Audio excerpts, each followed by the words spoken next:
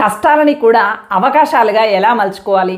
కష్టాలు అనేవి మనల్ని కుంగదీయటానికి వస్తాయా, మనల్ని మనంగా నిరూపించటానికి వస్తాయా, దేవుడు నిజంగా కష్టాల్లో మనకి చైతన్యస్తాడా అనేటువంటి అంశాలని నేటి వీడియోలో చర్చించుకుందాం. Welcome to Keerthi creatives. నేను మీ కీర్తనారెడ్డి.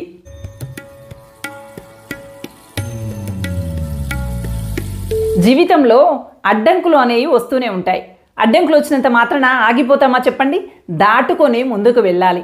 కానీ కొంతమంది దాటుకొని ముందుకు వెళ్ళలేక ఉన్న చోటనే ఉండి దీర్ఘమైనటువంటి ఆలోచనలు చేస్తూ విపరీతంగా నాకే ఎందుకు ఇలా జరిగింది, నేనే ఎందుకు ఇలా ఉన్నాను అని చెప్పి బాధకి గురి అవుతూ ఉంటారు. జీవితంలో ఒక్క అడుగు ముందుకు వెళ్ళాలన్నా పరిపరి విధాలుగా ఆలోచిస్తూ ఉంటారు. కష్టాలు అనేవి మనల్ని మనంగా నిరూపించుకోవటానికి, మన లోపల ఉన్నటువంటి శక్తి సామర్థ్యాలని బహిర్గతం చేయటానికి, నువ్వు కూడా ఇంత గొప్పగా ఆలోచించగలవు అనేది నిరూపితం చేయటానికి వస్తాయి అనేటువంటి భావనతో ముందుకు వెళ్ళాలి తప్ప కష్టాలు మనిషిని కుంగతీయటానికో, పతనం చేయటానికో, అధికమైనటువంటి ఆలోచనలు చేస్తూ ఉన్న చోటనే ఉండిపోవటానికో రావు అనేటువంటి భావన మన మనసులో మొదటగా మొదలవ్వాలి.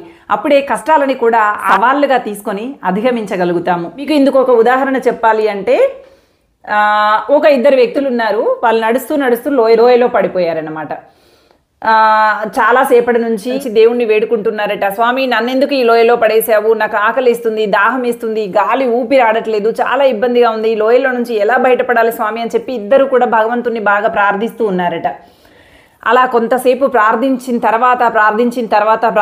తర్వాత ఇంకా వీళ్ళు విపరీతంగా వల్ల కాదు, తట్టుకోలేకపోతున్నాము అనుకునేటువంటి సమయంలో బాగా గట్టిగా గాలి వీచి ఆ లోయల మధ్య ఉన్నటువంటి చెట్టు రెండుగా విరిగి ఇటు సగం పడిపోయిందట. అలా పడిపోయినప్పుడు ఎవరైతే ఇంకా నా జీవితం ఇంతే అని చెప్పి అత్తికమైనటువంటి ఆలోచనలు చేస్తూ బాధపడుతూ నాకే ఎందుకు ఇన్ని కష్టాలు రా బాబు, నన్ను దేవుడు ఎప్పుడు ఆదుకుంటాడు అని బాధపడుతున్నటువంటి వ్యక్తి ఏమో తన పైన కొమ్మ పడిపోగానే అయ్యో నా కర్మ ఇలా జరిగిందేంటి, దేవుడు నన్ను ఎప్పుడు కరుణిస్తాడు, ఇప్పటికే నేను లోయలో ఉన్నానురా దేవుడా, ఆకలేస్తుంది, నీరు లేదు, గాలి లేదు, ఇబ్బంది పడుతూ ఉన్నాను అంటే ఈ దేవుడు ఏంటి ఇంత ప్రార్థన చేస్తే నాపై కొమ్మ పడేశాడు అయ్యో అని చెప్పి ఏడుస్తూ బాధపడుతూ ఆ కొమ్మ కింద నుండే అలాగే రోదిస్తూ మదన పడుతూ ఉన్నాడట.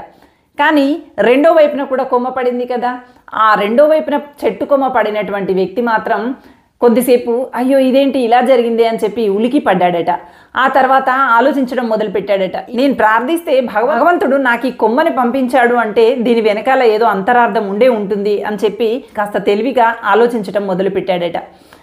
నేను ఈ కొమ్మని నెమ్మదిగా నిచ్చెనగా మార్చుకొని పైకి ఎక్కడానికి ఏమన్నా అవకాశం ఉందా అని చెప్పి పరిశీలించాడట. ఇంకా అదే తడవుగా ఆ లోయలో ఉన్నటువంటి ఈ పదునైనటువంటి రాళ్ళని తీసుకొని చక్కగా దాన్ని నిటారుగా చెక్కుతూ ఆ కొమ్మని ఒక కొమ్మని మరో కొమ్మకి బలంగా ఉన్నటువంటి చెట్టు కొమ్మలని అన్నింటినీ కూడా పెకిలిస్తూ ఒకదానిగా ముడివేస్తూ చక్కగా చిమ్మకి చిన్న రంధ్రాలు ఏర్పరచుకొని దాన్ని ఒక నిచ్చెనలాగా మార్చుకొని నిటారుగా లోయపైకి పేర్చి చిన్నగా ఆ రంధ్రాలలో కాళ్ళు పెడుతూ అతి నెమ్మదిగా అతి సున్నితంగా జాగరూకతతో ఆ లోయలో నుంచి బయటపడ్డాడట. అప్పుడు అనుకున్నాడట, భగవంతుణ్ణి ప్రార్థిస్తే భగవంతుడు వచ్చి రక్షించడం కాదు, మనల్ని మనం రక్షించుకోవటం కోసం అవకాశాలని సృష్టిస్తాడు, పరిస్థితులను ఏర్పరుస్తాడు, వాటిని మనం ఉపయోగించుకొని కష్టంలో నుంచి బయటపడాలి తప్ప భగవంతుడే వచ్చి మనల్ని రక్షించాలి అనేటువంటి భావనతో ఎదురు చూడకూడదు అనేటువంటి అంశాన్ని ఇతడు గ్రహించగలిగాడు. మనం కూడా మన జీవితంలో ఎన్నో సమస్యలు, అగాధాల్లాంటివి, లోతైనటువంటివి, ఎత్తుపల్లాలతో కూడుకున్నటువంటివి, బాధని మిగిలిచేటువంటివి ఎన్నో జరుగుతూనే ఉంటాయి.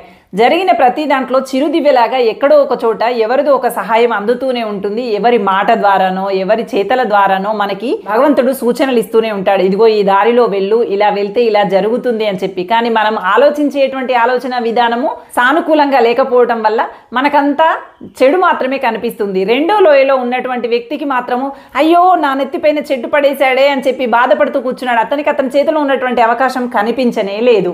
కానీ ఎంత అద్భుతమైనటువంటి అవకాశం అతని చేతిలో ఉంది, అతను ఆలోచించలేకపోయాడు. అలాగే రెండో లోయలో ఉన్నటువంటి వ్యక్తి అనుకూలమైనటువంటి ఆలోచన, సానుకూలమైనటువంటి దృక్పథం కలిగినటువంటి వ్యక్తి కాబట్టి ప్రాణాలతో బయటపడగలిగాడు.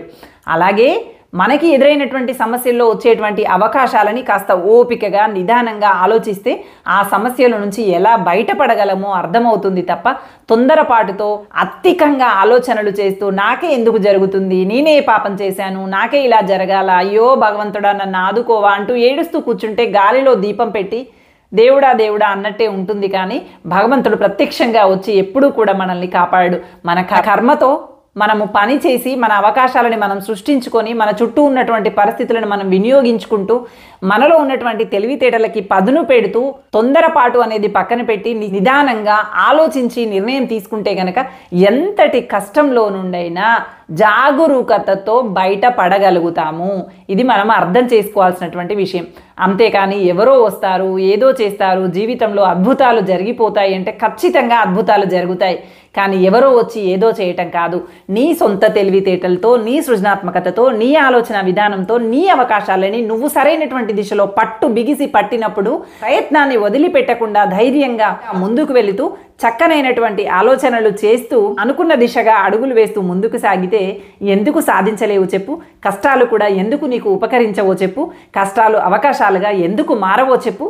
ఖచ్చితంగా మారి తీరుతాయి. ఈ విషయాన్ని గుర్తుపెట్టుకొని కష్టం రాగానే కుంగిపోకు, కన్నీళ్లు కారుస్తూ కూర్చోకు, ఆలోచించు. ఏమి చేయగలను అని ఆలోచించు. ఖచ్చితంగా ఆ కష్టంలో నుంచి అవకాశం దొరుకుతుంది. అవకాశం దొరకకపోతే అవకాశం పుట్టించుకో, నీకు నువ్వుగా పుట్టించుకొని మరీ ఆ కష్టంలో నుంచి బయటపడు.